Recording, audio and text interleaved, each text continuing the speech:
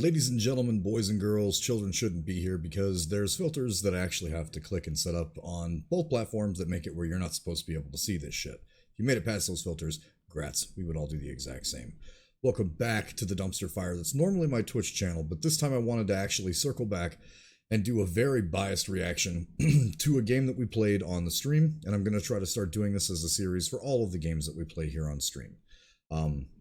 We completed Ori and smushed in between our Final Fantasy X HD playthrough with the Sin Unleashed mod, and I just wanted to kind of talk about that a little bit. The easiest ranking system that I can give any of these games, honestly, is just 3 simple, don't make it streamlined, don't make it super over the top with all the extra nonsense that a bunch of other reactors or designers or whatever would. We're just going to put it into 3 specific brackets. The first one is going to be, is it visually entertaining? Does it keep you engaged? Does it tell the story the way that is intended, or were you drawn into that story?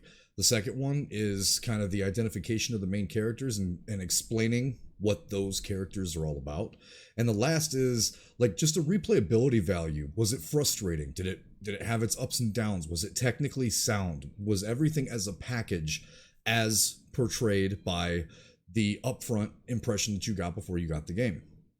So, keeping it super stupid simple, the easiest way that I could explain Ori was it kind of shocked me a little bit. In terms of the first category, which we have for art, I kind of thought when this game came out that this was something that there was made for a certain market. Like, I saw the little sprites, I saw the animations, I kind of honestly thought that this was more or less a, let's push this to kids, let's push this to a bunch of other people that maybe were just kind of like, I thought it was just like a fantasy game narrative, essentially. Like, because at the time, in 2015, when the game came out, there was a lot of, I don't want to call them kid games, but like very simple, like story-driven games without an air of difficulty for younger generations to actually start, using platforms for and playing on.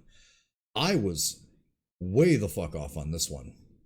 The art style and the things that they're depicting, with no talking outside of what just seems like backsided narration from the sprite and from the tree with the white power that had like emanating off of it. Not white power, fucking A, don't go there, but you know what I mean. Like the white magic that just spewed from the tree, which I'm guessing in the beginning was supposed to be for like life and energy and the way the forest was alive. But then the further you progress through the game, the way that they dictate everybody not talking, without saying a word, even without having any of the narratives or any of the backstory coming from what I'm going to call secondary characters, which is like the overwhelming voice for the entirety of the game, and then also the Wisp itself telling you exactly what things are in front of you. I think if you take those away, you still get it, just because the art was so freaking good. Now, like, it's 2020, man. Like, most of us are running 2080 Ti's and i9 processors, high-end AMDs, and this game, in its simplicity, the art was just fantastic. It tied right into the storytelling. It tied right into almost every metric that I could possibly, imagine. Like, I was blown away entirely by the way that the game progressed, the pacing, and the way that the art really drove the rest of the emotional sentiment that was attached to it. Side note for Ori, not to be like, so fuck this game, but I've never been really good at platformers in general. If you guys watch some of the clips that we had from the live stream for Ori specifically, this might be the most frustrated I've ever been at a game. Because the entire time in my head I kept thinking, this is for fucking kids. Like, right? That's what this is for, right? And then certain things like the water escape or the fire escape or the wind escape or even just some of the transitions between areas literally made me want to drink bleach. I don't think I've been that mad, and the fact that I didn't throw my controller the entire playthrough astounds me. The mods could tell, the channel could tell, I was under duress. This game literally gave me nightmares about this game, just because I thought it should be simpler than I was making it, and that could be because I'm not a professional gamer. I'm just a, I wouldn't say failed, but lower end musician that decided to start playing games on stream. But holy Christ, did this game give me anxiety and give me this like sense of kicking water uphill and not really getting anywhere. So if that was intended, you nailed it. Congratulations. that second big, overwhelming centerpiece that we're going to talk about is like the story and the development for the characters. Again, it's hard to tell a story without anybody talking. The art team, the art itself, and the actual like settings that they use to draw people in. You became really attached to these characters. And it's not really a long game. So you have pop in the pan, flash in the pan, story set up like you're seeing on the screen, which is the beginning of the game. You have that initial start. It's off to the races from there. You're interested. You want to know the way that they utilize some of the art, like brings you into the full headset that they don't give you an option. You're in this world, you're part of it, and there's this feeling that you need to save it somehow. Now there's some curveballs, and I'm not going to spoil too much of the actual game through the gameplay part with the story, but overall, essentially, it just felt like no matter what happened, you were going to become emotionally invested into Ori, which is interesting for me. Because for somebody that plays a lot of Final Fantasy, that plays a lot of Fallout, and is just really, really into RPG games, for a platformer like this to make me like choke up a little bit, like maybe didn't go to tears or anything, but like be like, whoa, fuck, is that heavy? Like just an overwhelming wash, and to start the game off the way that they do, which is what you're looking at right now, it's kind of unlike anything that I've played ever in terms of how they executed this. So in terms of like the likability, being into the story, understanding the characters, like you get that sense of plight, you get that sense of loss, you get the sense of achievement when it's there. And there's certain points in time where it's like, I feel like my life is in peril because the little white sprite cat thing is like this close to death.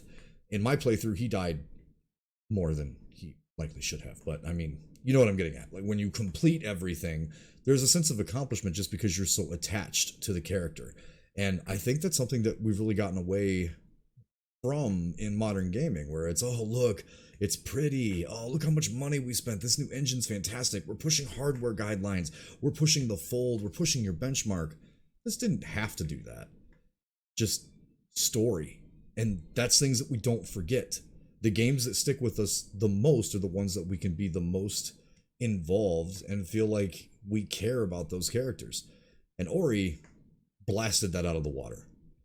The third and last one, honestly, like the buyability, the whole package itself, the replayability, and just as a whole, did I think that it was worth playing in the first, second, and third place while I wanted to just quit and say you guys are stupid and tell my stream they're going to have to deal with it. If they want to deal with this nonsense, go fucking play it themselves. Yeah, it's worth it. The fact that we got this on Game Pass as one of the free games for a while, and I had this much fun with the title. Literally, as soon as we were done and I explained on stream exactly what my thoughts were, just as a quick recap, I went and looked to see what the deal was with the second one and how many of these games were there. And it really stick with me. Now, again, I encourage everyone, if they have a chance, to go through some of the clips that we had and take a look at the amount of times that deaths are just learning.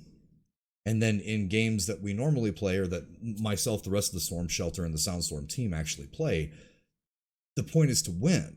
In Ori, sometimes on some of the modes, I felt like you kind of had to lose a little bit so you could win afterwards. You had to teach yourself exactly what you needed to do. You had to die. Normal people probably 20 times, me closer to 100, 150, but I mean, you guys get what I'm saying. It really was a poke and hope game, and then after you got it down, as soon as you got done with the mechanics and everything itself that was pushed in, like the textures, the area, the environment, when you started to beat it and understand, oh, this is what that skill's for, this is what that add-on's for. I hit that toad a little bit harder because of my last upgrade. This is a part where I really need to get past and I can't afford to lose that life. You are so drawn into it and you're so emotionally invested, you feel yourself wanting to get better at it throughout the playthrough. And a lot of times I honestly just kind of looked down, set the controller down, and was so frustrated because I really wanted to like help the little jumping cat thing that it bothered me when I was dying. It bothered me that from front to back, I had gotten myself pretty invested in the game, and I liked it so much that I wanted to be better at it. so we could get better and I could see the end of the story. And again, I can't stress that enough. For a game this short, like looking at the entire playthrough, looking at everything that happens through the game, um, looking at everything front to back, I am shocked that a game like this drew my attention when I'm very used to, again, and I think they are the best storytelling games on the planet, which are your RPGs and your JRPG genres. This one not being that really put itself up there on a pedestal for me for something like this that I honestly would never probably pick up, period. But overall, if I were to give this thing a grade, we'll go out of 10 just because it just gives people a good relevant idea of like a grading system that they're familiar with. In all three categories, if we put those together and I were to compare it to almost every other game that we've played, and that's the only thing that I can do and the only thing I will do because we played a lot of games on the stream. Out of 10, I think I would have to give Ori like an 8 out of 10. I didn't see weakness in the strategy that they had for things being so hard. I didn't see plot holes. I didn't see uncaptivating, side areas that you just started to feel were really drab, and the optional stuff that was there was really, if you want to go back and try to get a little bit stronger to make the next playthrough a little bit easier, then so be it. The New Game Plus options there. Every single facet of what I think a lot of us that grew up playing RPGs and a lot of us that are playing big story-driven games, a lot of those things that we look for in our titles, I found in this one. So, yeah, I think I would have to stick that one right at 8 of 10. And I am really actually looking forward to playing the second one on stream, and will likely off stream be playing this one just as seeing what the hard mode plus is like. I really enjoyed it. That shocked me, and congrats to these developers, this art team. You guys were not getting paid enough for this, but I understand where the hype was. The hype was absolutely real. This is a game that probably isn't ever going to go away, and I hope that generations after us are still enjoying this if they can. That's going to wrap it up for my completely biased review. Again, if you are going to play Ori, if you can pick it up and you do decide to, I don't think it's a very expensive game anymore. Like I said, it was on the Xbox Game Pass for us. But if you do, I encourage two things. Just kind of let it sink into you like it did for me, and make sure you have extra controllers, because you're honestly probably going to throw your controller a multitude of times unless you have unbelievable willpower, and then you just go to bed mad every single fucking night after you're done playing it until you beat it. So we want to try to start doing these after we get done with each of our titles. I'm not going to go into this big in-depth, like massive explanation, each one of the areas and the drawn outs. And for those of you that have seen my stream, I'm not that technical anyway to begin with. So 8 out of 10 for Ori. I'm going to leave the review up here. I'm going to give this to the subscribers for the channel first so they can see my honest review of it. If you guys are interested in seeing clips of the playthrough that we had for Ori, then they are going to be here on YouTube. They're going to be here on YouTube and here on Twitch. But yeah, I encourage everybody to try to pick this one up and give it a shot. You guys are interested in following us on Twitch. My Twitch is DJ Soundstorm. My YouTube is also DJ Soundstorm, but it's kind of my first and last name. We're working to fix that. I'm going to get this out to our subscribers first so they get the extra content. That's what we do for our guys, is we make sure they're ahead of the line for all of our content. And we hope to see the rest of you guys in some manifest on one platform or another, coming and enjoying the dumpster fire that is when I get on stream. Thank you guys so much, and we hope to see you soon.